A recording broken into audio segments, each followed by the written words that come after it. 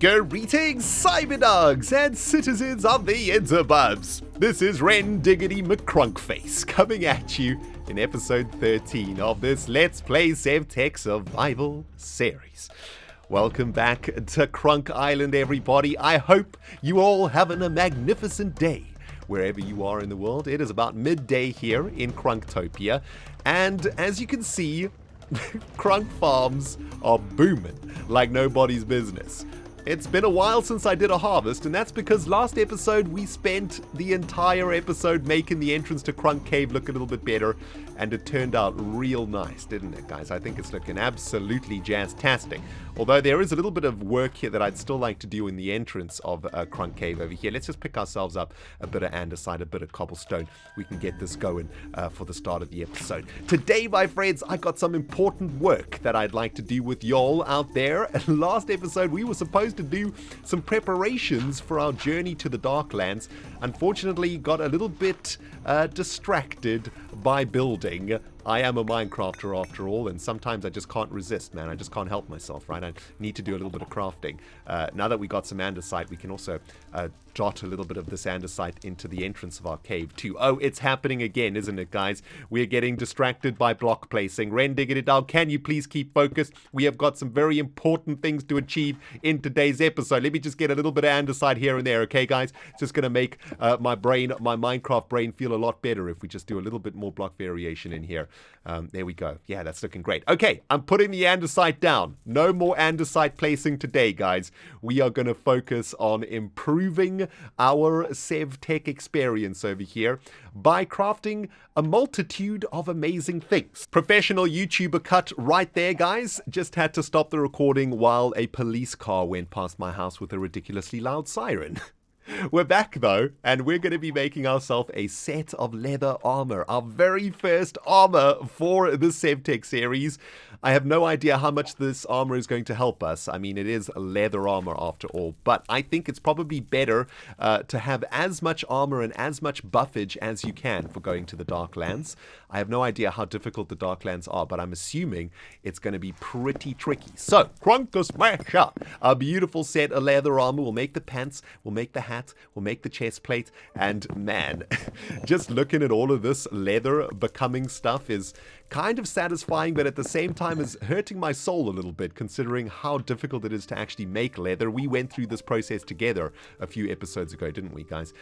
It is quite a process, and on my tanning wall over here, we have a little bit more leather getting prepared there, so that's pretty cool. Okay, so that is full set of leather armor created. Very good. We now have full yellow life, so we have basically how much, 20 hearts, I guess, and we have 3.5 stacks or 3.5 bits of armor on right now. And Krunkk be rockin'. Smokey, my dude, what do you think? Looking pretty good, right? Ladies, get in line, baby. You know what I'm saying. Oh man. Okay, so that's the armor done. Very, very good. Now there is something that I would like to make with you guys that we looked at in the last episode. Let's just sleep this night away real quick in our sleeping bag. There is something that I'd like to make that we looked at the beginning of the last episode, and then I completely forgot about it, and that is the backpack. And this is actually really, really exciting. Where is the recipe for this backpack? I think it's all the way at the end here. Yeah. So it's a whole bunch of leather, a chest, and some leather cordage. I don't know how the backpack works, but I am excited to find out. There's the leather strips. So we're going to have to make the cordage first, and I think I remember how to do this. Please get your equestrian butt out the way here, Smokey, my dude. I'm trying to work over here, man. Jeez. Smokey is kind of a large animal for the cave, I'm not going to lie. He's in here, of course, because I don't want him to be killed by a piranha. So it's just something we have to live with. Smokey's giant horse butt in our face when we're trying to work here. That's okay, though. It's all good, baby. It's all good. Now, what do we need? A chest. We need some leather cordage, and we need some leather to make this backpack. I'm hoping that this backpack is going to do absolute wonders for our Sevtech series. I have no idea, though. We will see in a second. So, cordage over there, then the chest, and all of that surrounded by a little bit of leather, like so. And let's have a look at exactly how this works. I'm hoping... Oh, wait, I need the rock to do the smashage. A Krunkk smash, baby. There we go. And that backpack actually looks really sweet. Now, how does this work? Oh, that is amazing. It works exactly like, I guess, a shulker box, but in your inventory. Isn't this epic? Okay, this backpack is going to be where we keep all of our foodstuffs, right? This is absolutely perfect to make sure that when we go traveling in the world, we will have access to all of the different food groups to keep our nutrition up and running. So let's get ourselves a stack of cooked fish over here. Excellent. And let's go get all of the other things that we need also. I think we're probably going to have to cook up a little bit of potato action though, because we are out of vegetables right now. But we have a stack of apples. So let's collect the stack of apples for the backpack. And let's just start stocking up our backpack here with all of the different food groups. Oh, there we go. There are our potatoes over there. So that's good. We also have a bunch of bread. So we might as well stick a little bit of that bread in the backpack here too. Oh man, guys, this is so freaking sweet. Where are our potatoes? Our potatoes are ready to be harvested. In fact, Krunkk Farms looks to be a little bit neglected right now. Shall we do a quick harvest of everything over here, guys?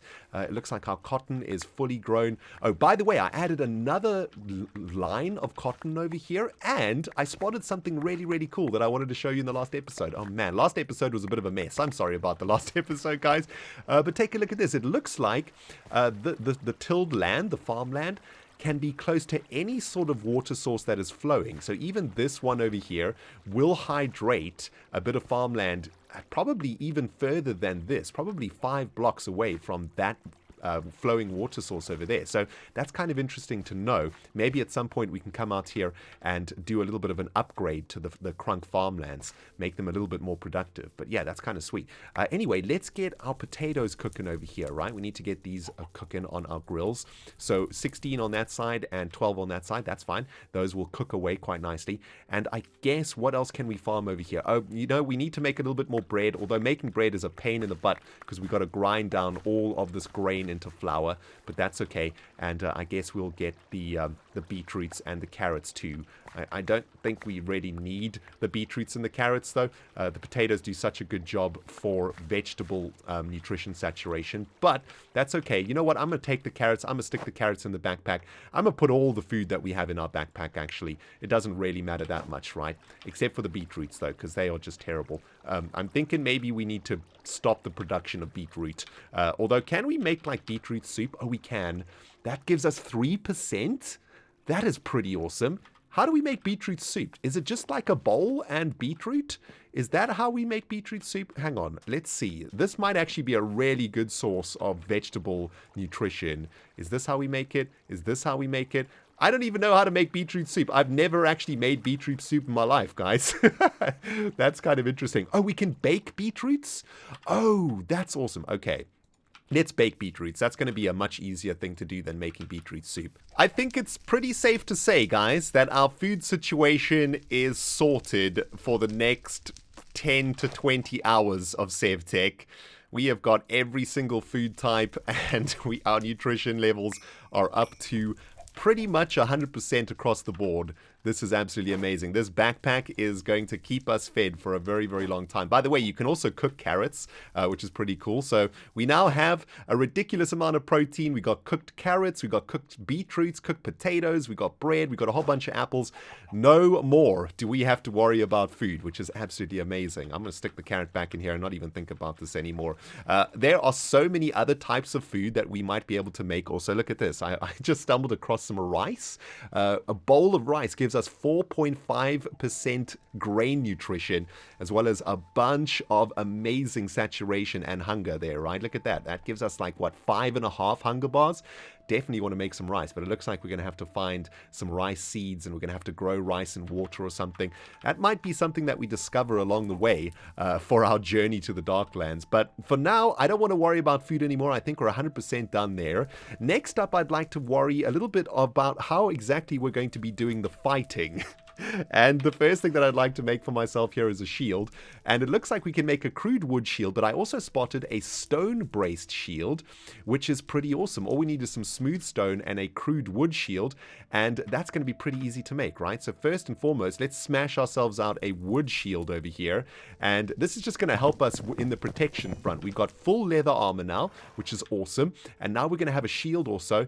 And the only other thing that we need to make now is some sort of a weapon. And unfortunately, unfortunately, in Sevtech, what I've realized is at the very beginning in this tutorial age, we have not a lot of access to weapons. I've been having a look at the different sword variations that we can make, and all of these sword variations do 4 attack damage. The best one is the Darkstone sword that does 5 attack damage, but even the stone sword does 5 attack damage, the same as this one. So actually, this isn't even the best one. It's just the same as a stone sword with 1.6 attack speed.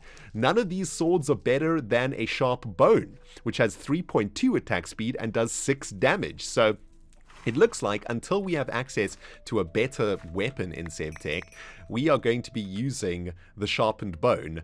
And the sharp bone is interesting. It can't be repaired, which is very, very worrying. That means, of course, that we have to create a couple of these things, and it's really easy to make them. I mean, all you have to do is bash them against a rock, and we get another sharpened bone. So maybe what we'll do is take a sort of excess number of bones with us in our backpack over here, and we can continue to create weapons when we need them, right? This bone is actually almost broken, so might as well throw that one into the pit.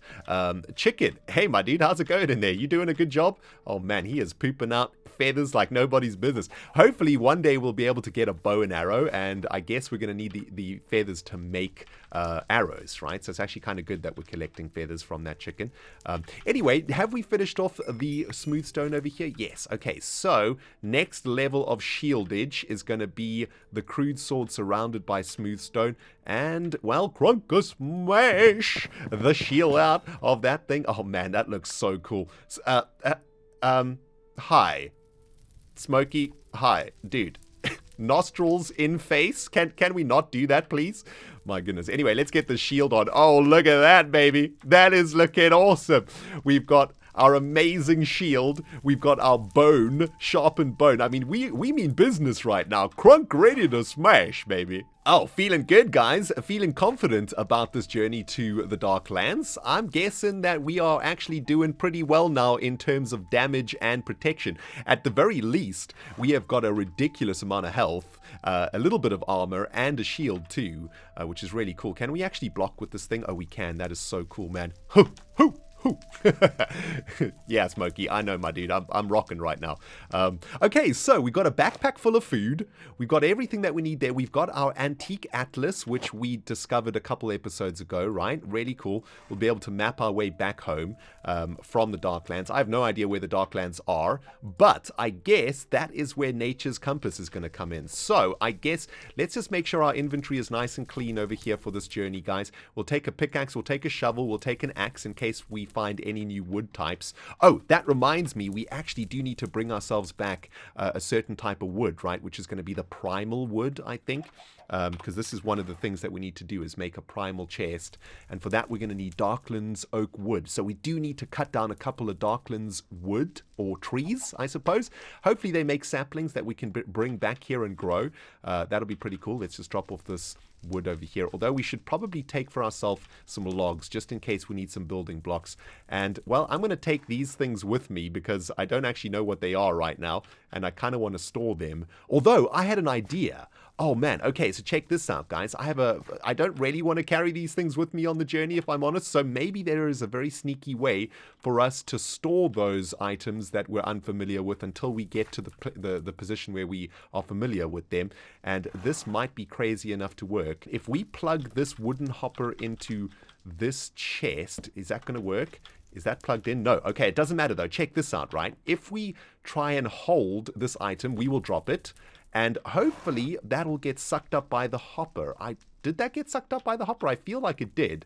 Although I don't know where it went. I would very much like to make it go into a chest if possible. Did I pick it up again? Oh yes, I picked it up again. Let's try this one more time in the garbage pits over here, guys. Let's see if we can get this wooden hopper to connect to the chest. Let's just take the shield off us for now.